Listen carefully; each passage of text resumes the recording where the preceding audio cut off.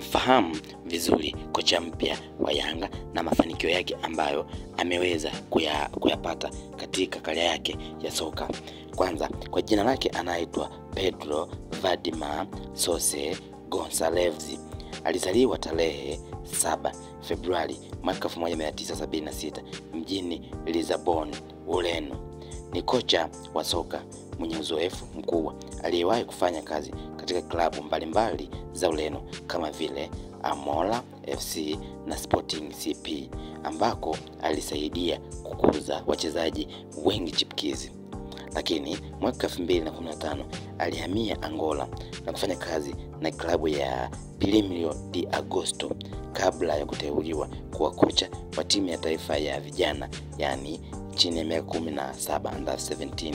Chini ya uongozi wake, timu hiyo ilifanikiwa kufuzu kwa mara ya kwanza katika historia ya Angola kushiriki kombe la dunia la wachezaji wa under 20, jambo lililoimarisha jina lake katika soka la Afrika.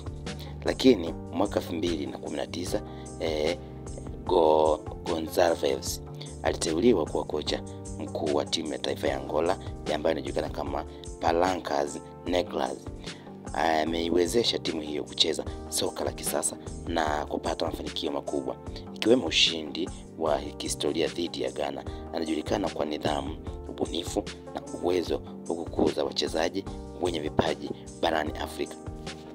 Hii ndio historia fupi ya kocha mpya wa klabu ya Yanga, Pedro, ambaye ameweza kutambulishwa siku za hivi karibuni kuna klabu ya Yanga kuja kuchukua mikoba ya yule ambaye aliweza kuondoka Romain Folz, ambapo kwa kipindi cha takriban wiki kadhaa amekuwa hawana kocha, huku tetesi zikiwa nyingi kuhusiana na makocha ambao wanataka kuja kuinoa timu hiyo. Lakini kwa historia ya kocha huyu Pedro, basi inaonyesha kabisa ni kocha ambaye ni kocha mafanikio, hivyo Yanga wawe na imani ya kuweza kufanikiwa, waweze kufanikiwa zaidi kwenye makombe tofauti ambayo wanashiriki au kwenye michuano tofauti ambayo wanashiriki. Hivyo inatawalazishia kuweza kupata mafanikio hayo chini ya kocha huyu ambaye ana historia nyingi zaidi toka hapo alipoingia bara la Afrika mwaka 2015 na kufundisha timu za huko Angola, ambako aliweza kusoma uzoefu wa timu za Afrika na hivyo kumlazishia kabisa kuweza kuzijua.